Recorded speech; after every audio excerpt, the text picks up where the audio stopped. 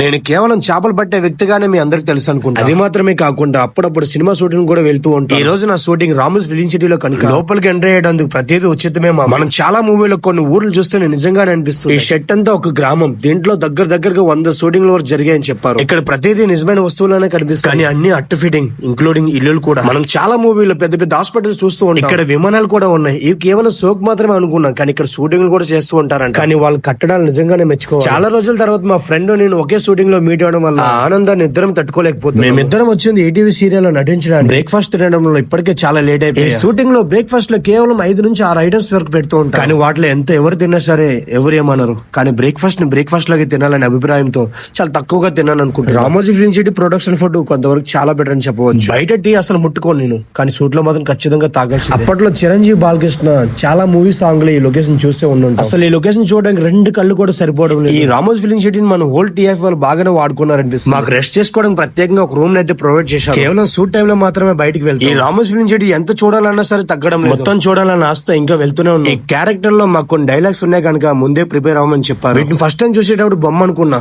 కానీ ఇది మనిషి. ఇలా రోజంతా వచ్చే ప్రేక్షకులకి షో చేయాలి. ఇలా చేస్తున్నందుకు తనని నిజంగానే మెచ్చుకోవాలి. ఇక్కడ కనిపిస్తున్న ఎర్ర బస్సులోనే రామోజీ ఫిలిం సిటీ మొత్తం తిప్పుతారు. నీకు నచ్చిన ప్లేస్ లో దిగిపోయినా సరే మరొక బస్సు వస్తుంది మిమ్మల్ని రిసీవ్ చేసుకోవడానికి. ఇది నిజంగానే ఒక మంచి టూరిస్ట్ ప్లేస్ అని చెప్పవచ్చు. ఈ సమ్మర్ హాలిడేస్ లో ఫ్యామిలీస్ తో వచ్చి ఎంత మంచిగా ఎంజాయ్ చేస్తున్నారు చూడండి. ఎక్కడో దూరాన టూర్ వేసే కంటే మన దగ్గరలో ఉన్న రామోజీ ఫిలిం సిటీ ఒక్కసారి విజిట్ చేయండి. ఖచ్చితంగా చిన్న పిల్లలకి, ఫ్యామిలీ పర్సన్స్ కి ఒక మంచి టూరిస్ట్ ప్లేస్ అని చెప్పవచ్చు. అక్కడ వేస్తున్న పాటలకి మా కాళ్ళు చేతులు కూడా డాన్స్ చేస్తారు. ఇక్కడ ఎల్లప్పుడు చూసినా సరే ఈ అంబులెన్స్ ఇక్కడే ఉంటుందంట. ఇది కేవలం షూటింగ్ పర్పస్ మాత్రమే. ఇది ఒకటే మాత్రమే కాదు, ఇక్కడ ఉన్న ప్రతి వస్తువు కూడా ప్రతిది కూడా షూటింగ్ పర్పస్ మాత్రమే వాడతారు. దీని వెనకాలే మన రాజీవ్ గాంధీ ఇంటర్నేషనల్ ఎయిర్పోర్ట్ ఉంది. చూడడానికి నిజంగానే ఎయిర్పోర్ట్ లో ఉంది, కానీ లోపల ఫ్లైట్లు లేవన్న బాధ. వీళ్ళైతే నిజంగానే ఎయిర్పోర్ట్ కు వచ్చారని ఫీల్ తో భావిస్తున్నారు. దీంట్లో ఉండే ప్రతి ఒక్క భాగాన్ని కూడా మన టీఎఫ్ వాళ్ళు బాగానే వాడేశారు అనిపిస్తుంది. దీన్ని చూడడానికి మన 2 రాష్ట్రాల వరకు అంటే బయట రాష్ట్రాల వాళ్ళు ఎక్కువగా వస్తుంటారు. వచ్చిన ప్రతి ఒక్కరు హ్యాపీగానే వెళ్తారు, ఎందుకంటే ఇక్కడ డిసప్పాయింట్ అవడానికి అసలు ఏమీ లేదు. మాటల్లోనే లంచ్ టైం అయింది. అసలు తిండి విషయంలో ఎక్కడున్నా సరే తగ్గేదే. మా సూట్ ఇక్కడ నుంచి ఇంకొక 2 కిలోమీటర్లో ఉందని చెప్పి మా ముగ్గురు కాంబినేషన్ లో ఒక ఫైట్ సీన్ చేస్తే చాలా బాగుంటుందని మా అభిప్రాయం. మీకు ఎలా అనిపిస్తుందో కింద కామెంట్ చేయండి. ఈ జైల్ సీన్ చాలా మూవీలో చూసే ఉంటాం. కొన్ని ఫిలిం లో సెంట్రల్ జైల్ మరియు కొన్ని ఫిలిం లో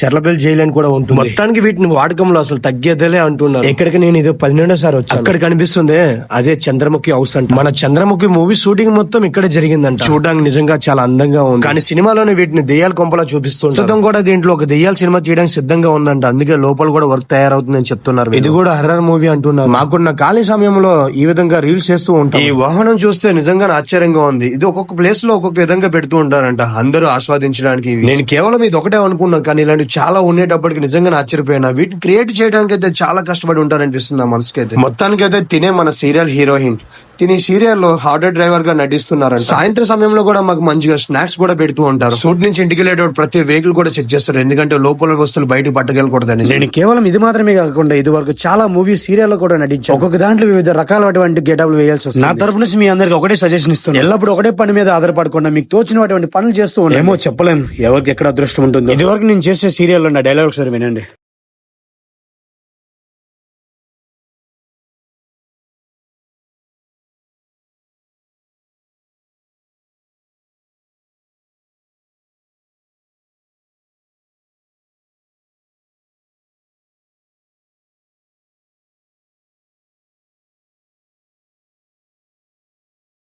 ఇలా ఎల్లప్పుడు ఒకే పని చేస్తూ ఉండే వచ్చిన పని నచ్చిన విధంగా చేసుకోవడంలో మజా ఉంటుందని. ఈ వీడియో నచ్చుంటే లైక్ చేయండి, షేర్ చేయండి. డౌట్ ఉంటే కామెంట్ చేయండి. ప్రతి కామెంట్ కి రిప్లై ఇస్తా.